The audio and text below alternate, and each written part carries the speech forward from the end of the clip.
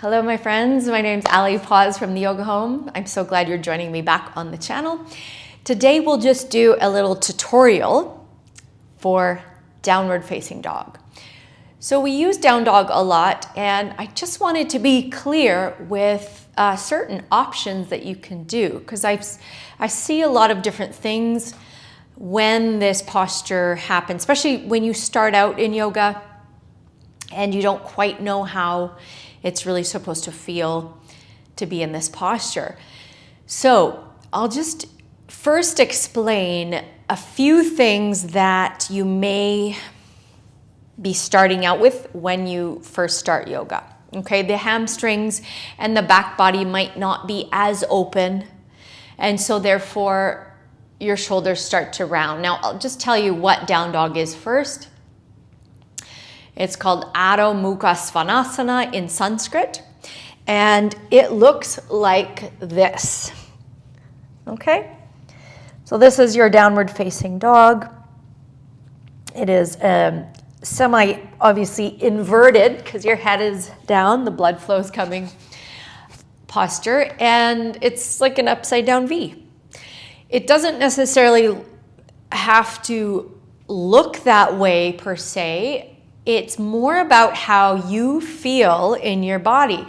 What I want you to feel is spaciousness, not so much tension. And this is what happens usually when people are in it, is they feel a lot of like tightness and tension because their hips are not very open, their hamstrings aren't open, so everything's pushing towards the front into the shoulders, right?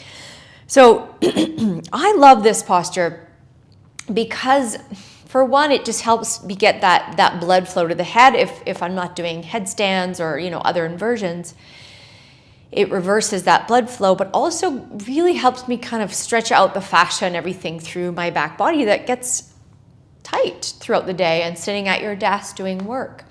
So this is I want to talk about the tendencies that people have usually when they first start out, is they hear from a teacher that we're supposed to press our heels into the ground, but really if you can't get your heels there, for one, that's not the objective.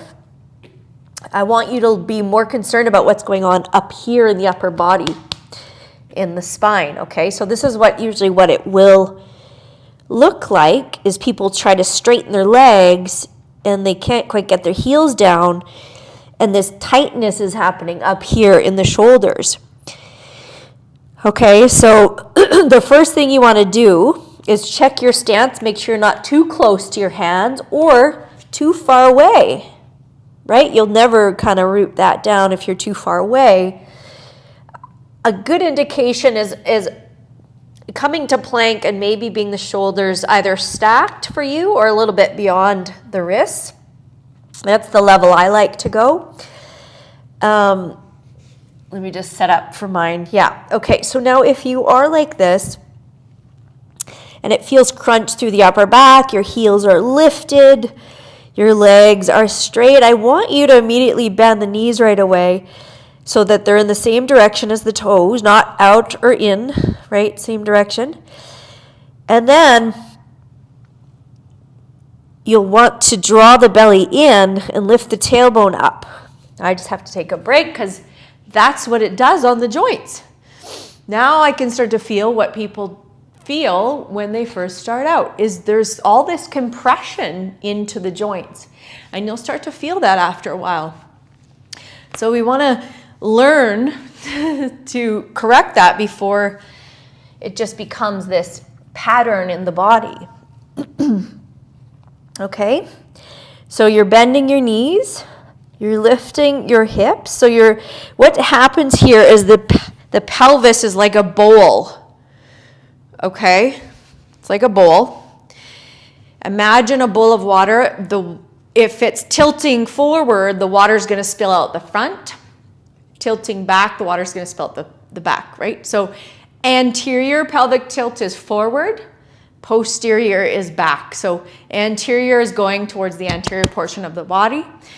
So basically what we want to do is make it more anterior, because right now it's more posterior, which rounds through the body, right?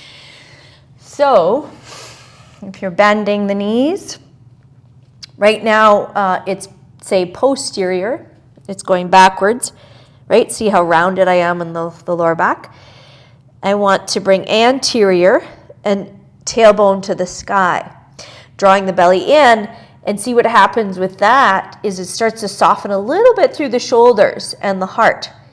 Now, maybe not entirely. That'll eventually open up to where eventually, ideally, we'll start to straighten the legs, and what will happen is your upper arm bones, the humerus bones, will start to rotate, externally rotate away from the ears, bringing the triceps forward, and then you'll have more space where the ears are in the neck.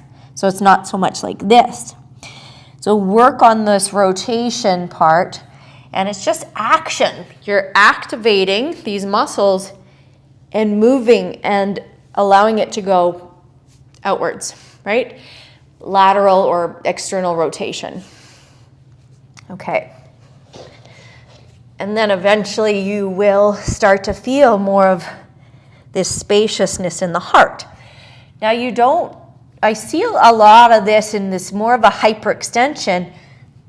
And perhaps that could be a posture out there, but the way I teach, it's not my opinion. It's always my opinion, is not good for the joints to overextend it like that. So see, I have to bend my knees to get down there because I don't want to hurt my joints. But basically, your chest is not supposed to touch the ground. What I'd like to see is a nice tall spine from the crown all the way down through the spine and the side body in alignment with the arms. So I really hope that makes sense to you. Try it out a couple times, and if you have any questions whatsoever, put it in the comments below, and I will be sure to answer your questions and get back to you. You could even message me. I'm on social media platforms as Ali Paws, ALYPAWS. And if you're not subscribing yet, I invite you to do that, as well as share a video of anyone that's starting out yoga. Maybe this could be useful for them.